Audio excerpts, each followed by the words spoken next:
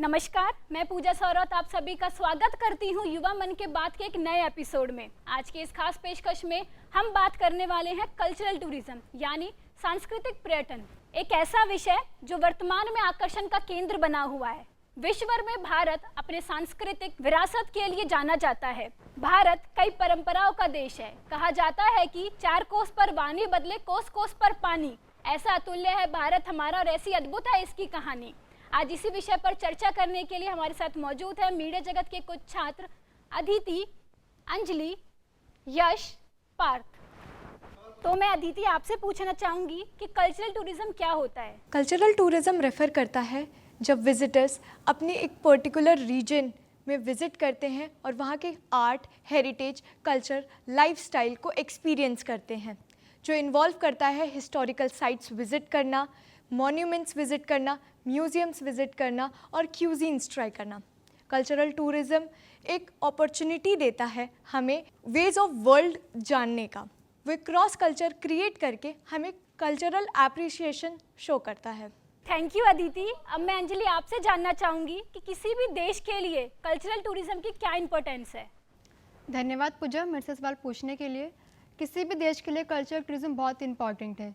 ये लोगों की परंपराएं और जीविकाएं को शो करती है और साथ ही कल्चरल टूरिज्म किसी भी कंट्री के लिए एक इकोनॉमिक ग्रोथ भी करती है।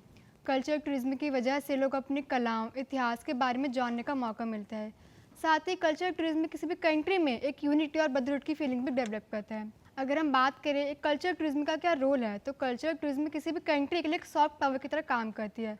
सॉफ्ट पावर मीन्स ये किसी भी कंट्री को कल्चरली बूस्ट करती है और इसकी एक स्ट्रॉन्ग रिप्रेजेंटेशन बनाती है एक वर्ल्ड वाइड में। Thank you Anjali. जैसे कि आपने बताया कि कल्चरल टूरिज्म की वजह से रोजगार बढ़ता है, हमें अपनी कला संस्कृति को और अच्छे से जानने का मौका मिलता है। तो यश, मैं आपसे पूछना चाहूँगी कि हम युवाओं को कैसे इन्फ्लुएंस कर सकते हैं? धन्यवाद पूजा, आपने मेरे से ये प्रश्न किया। कल्चरल टूरिज्म एक बहुत इंटरेस्टिंग है। हम लोगों को कई तरीके से इन्फ्लुएंस कर सकते हैं, जैसे कि सोशल मीडिया या डिजिटल प्लेटफॉर्म के माध्यम से हम लोगों को इन्फ्लुएंस कर सकते हैं। साथ ही साथ उन्हें हम अपना ट्रैवल एक्सपीरियंस भी शेयर कर सकते हैं। अगर हम देखें, हमें लोगों को इंस्पायर करना चाहिए कल्चरल टूरिज्म के प्रति। हम उनको कविताओं के माध्यम से, कहानी के माध्यम से या बुक के माध्यम से अपना एक्सपीरियंस बता सकते हैं कल्चरल टूरिज्म के प्रति। थैंक यू यश। जैसे कि आपने बताया कि सोशल मीडिया की हेल्प से हम अपने कल्चर रिलेटेड पोस्ट डाल सकते हैं, हैशटैग्स और ट्रेंड्स की हेल्प से हम अपने उस कल्चर रिलेटेड पोस्ट को वायरल कर सकते हैं। तो पार्थ, हमें बताइए कि कल्चरल टूरिज्म के प्रति कौन सी सरकारी योजनाएं हैं? धन्यवाद पूजा आपका, आपने मुझसे सवाल पूछा।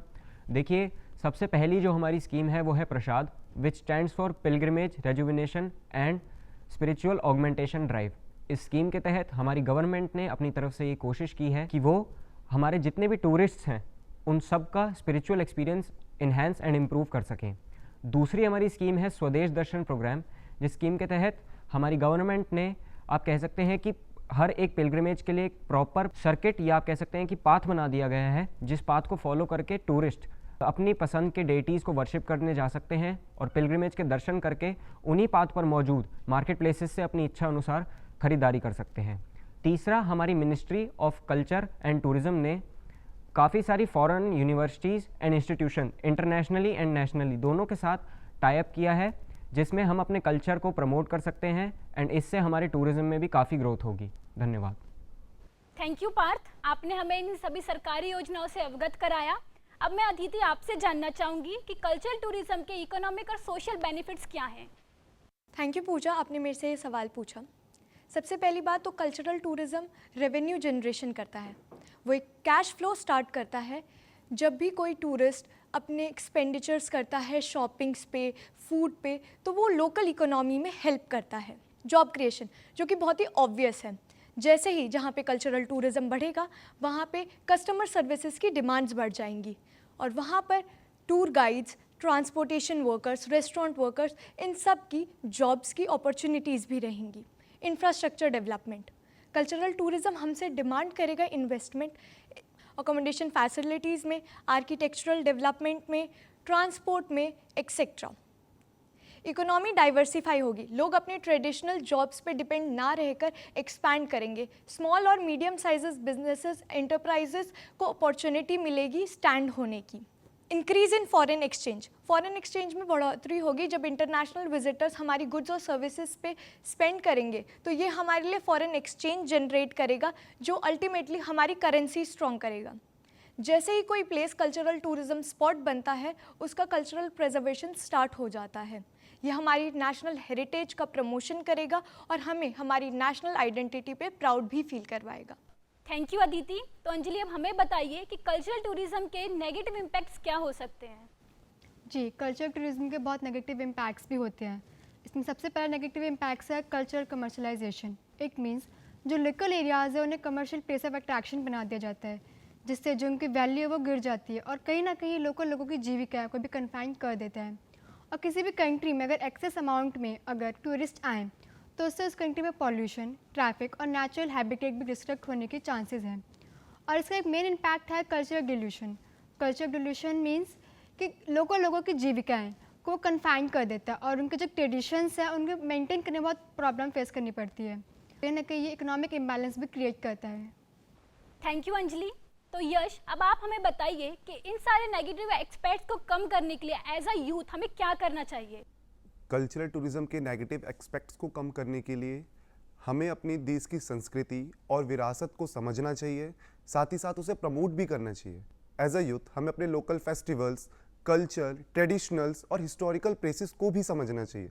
साथ ही साथ हमें अपने फैमिलीज़ और फ्रेंड्स को भी एजुकेट करना चाहिए कल्चरल टूरिज्म के प्रति। थैंक यू यश। तो मैं सभी पैनलिस्ट से जानना चाहूँगी कि वह जिस भी क्षेत्र से बिलोंग करते हैं उसकी सांस्कृतिक विरासत के बारे में हमें बताइए। धन्यवाद पूजा। इस सवाल का जवाब मैं अपनी माँ बोली पंजाबी में देना चाहूँगा।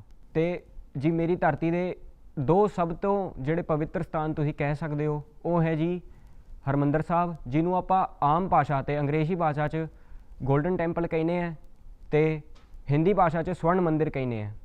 ਇਹ ਜੀ ਸਾਡਾ ਅੰਮ੍ਰਿਤਸਰ ਦਾ ਸਭ ਤੋਂ ਵੱਡਾ ਤੁਸੀਂ ਕਹਿ ਸਕਦੇ ਹੋ ਕਿ ਇੱਕ ਧਾਰਮਿਕ ਸਥਲ ਹੈ ਤੇ ਕਲਚਰਲ ਟੂਰਿਜ਼ਮ ਸਾਈਟ ਵੀ ਹੈ। ਤੇ ਕਈ ਲੋਕੀ ਇਹ ਜਿਹੜਾ ਹਰਮੰਦਰ ਸਾਹਿਬ ਕੰਪਲੈਕਸ ਹੈ ਉਹ ਪੂਰਾ ਹੀ ਕਲਚਰਲ ਟੂਰਿਜ਼ਮ ਸਾਈਟ ਮੰਨਿਆ ਜਾਂਦਾ ਹੈ, ਕਿਉਂਕਿ ਉਹਦੇ ਆਲੇ ਦੁਆਲੇ ਜਿਹੜੀ ਵੀ ਸਟਰੀਟਾਂ ਨੇ, ਜਿੱਦਾਂ ਕਿ ਤੁਸੀਂ ਸਾਰੇ ਜਾਣਦੇ ਹੋ ਕਿ ਜਿਹੜਾ ਜਲਿਆਂਵਾਲਾ ਬਾਗ ਹੈ ਉਹ ਵੀ ਹਰਮੰਦਰ ਸਾਹਿਬ ਦੇ ਨੇੜੇ ਹੀ ਮੌਜੂਦ ਹੈ ਤੇ ਉਹ ਵੀ ਇੱਕ ਬਹੁਤ ਵੱਡੀ ਕਲਚਰਲ ਟੂਰਿਜ਼ਮ ਸਾਈਟ ਕਹਿਲਾਉਂਦੀ ਹੈ। ਤੇ ਜਿਹੜੀ ਸਟਰੀਟ ਹੈ ਉਹਦੇ 'ਤੇ ਦੁਕਾਨਾਂ ਨੇ, ਲੋਕਾਂ ਦੇ ਕਾਰੋਬਾਰ ਨੇ ਤੇ ਉੱਧਰ ਟੂਰਿਸਟ ਜਦ ਆਉਂਦੇ ਨੇ ਤਾਂ ਉਹ ਸੋਵੀਨੀਅਰਸ ਜਿਹਨੂੰ ਆਪਾਂ ਕਹਿੰਦੇ ਹਾਂ ਕਿ ਕਿਰਪਾਨ, ਕਛਹਿਰਾ, ਕੰਗਾ, ਇਹ ਸਾਰੀਆਂ ਚੀਜ਼ਾਂ ਜਿਹੜੀ ਸਿੱਖੀ ਧਰਮ ਤੋਂ ਰਿਲੇਟਡ ਨੇ ਜਾਂ ਫਿਰ ਕਹਿ ਸਕਦੇ ਹਾਂ ਕਿ ਗੁਰੂ ਮਹਾਰਾਜ ਦੇ ਧਰਮ ਤੋਂ ਰਿਲੇਟਡ ਨੇ, ਉਹਨਾਂ ਨੂੰ ਲੈ ਕੇ ਜਾਂਦੇ ਆ ਆਪਣੇ ਘਰੇ ਤੇ ਸਜਾਉਂਦੇ ਹੈ ਜਾਂ ਫਿਰ ਯੂਜ਼ ਕਰਦੇ ਹੈ। ਦੂਜਾ ਸਭ ਤੋਂ ਵੱਡਾ ਪੰਜਾਬ 'ਚ ਜਿਹੜਾ ਤੁਸੀਂ ਕਹਿ ਸਕਦੇ ਹੋ ਕਿ ਸਥਾਨ ਹੈ ਉਹ ਹੈ ਜੀ ਸਰਹੰਦ ਫਤਿਹਗੜ੍ਹ ਸਾਹਿਬ, ਜਿੱਧਰ ਸਾਡੇ 10ਵੇਂ ਗੁਰੂ ਗੋਬਿੰਦ ਸਿੰਘ ਜੀ ਮਹਾਰਾਜ ਦੇ ਛੋਟੇ ਪੁੱਤਰਾਂ ਨੂੰ ਸ਼ਹਾਦਤ ਮਿਲੀ ਸੀ। ਉਸ ਸਥਾਨ 'ਤੇ ਅੱਜ ਵੀ ਲੱਖਾਂ ਕਰੋੜਾਂ ਟੂਰਿਸਟ ਆਉਂਦੇ ਨੇ ਤੇ ਹਰ ਸਾਲ ਲੰਗਰ ਛਕਦੇ ਨੇ ਤੇ ਇਹ ਸਥਾਨ ਸਾਡੇ ਪੰਜਾਬ ਦੀ ਹਿਸਟਰੀ ਤੇ ਕਲਚਰਲ ਟੂਰਿਜ਼ਮ ਨੂੰ ਵੀ ਬਹੁਤ ਜ਼ਿਆਦਾ ਵਧਾਉਂਦਾ ਹੈ। ਧੰਨਵਾਦ। जैसे कि मैं आपको बताना चाहता हूँ, मैं उत्तराखंड से बिलोंग करता हूँ। वहाँ पे कई सारे धार्मिक स्थल हैं जो कल्चरल टूरिज्म को रिप्रेजेंट करते हैं, जैसे कि हरिद्वार जो एक पावन स्थल है जहाँ पर आप गंगा स्नान कर सकते हैं, हरि की पौड़ी में गंगा आरती कर सकते हैं, साथ ही साथ वहाँ पर आप मनसा देवी मंदिर या चंडी देवी मंदिर में भी दर्शन कर सकते हैं। ऋषिकेश एक स्पिरिचुअल और एडवेंचर हब है जहाँ पर आप गंगा आरती, साथ ही साथ योगा मेडिटेशन भी कर सकते हैं। इसके अलावा टूरिस्ट वहाँ पर ट्रैकिंग और राइडिंग भी करते हैं। हरियाणा में बहुत सारी कल्चरल टूरिज्म साइट्स हैं।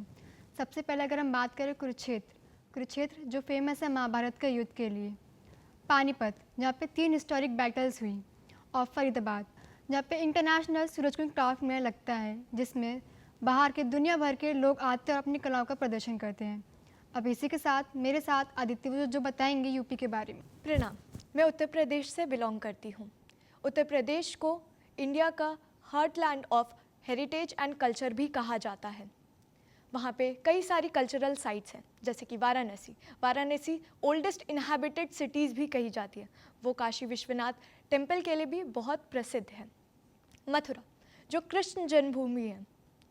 वृंदावन जहाँ पे कृष्ण जी ने अपना अधिकतर बचपन व्यतीत किया था। अयोध्या जो राम जन्मभूमि है।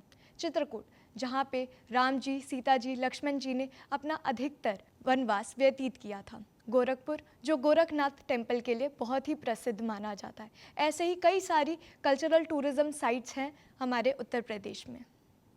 आप सभी पैनलिस्ट का धन्यवाद। आपने हमें अलग अलग क्षेत्र की सांस्कृतिक विरासत के बारे में बताया। तो मैं पूजा सौरौत आपसे अनुरोध करती हूँ कि आप जब भी किसी सांस्कृतिक पर्यटन स्थल पर जाएं तो उस स्थान की ऐतिहासिक गरिमा का सम्मान करते हुए अपना पर्यटन पूरा करें। तो इसी के साथ तो आज की इस चर्चा को यहीं समाप्त करते हैं। आप सभी का धन्यवाद।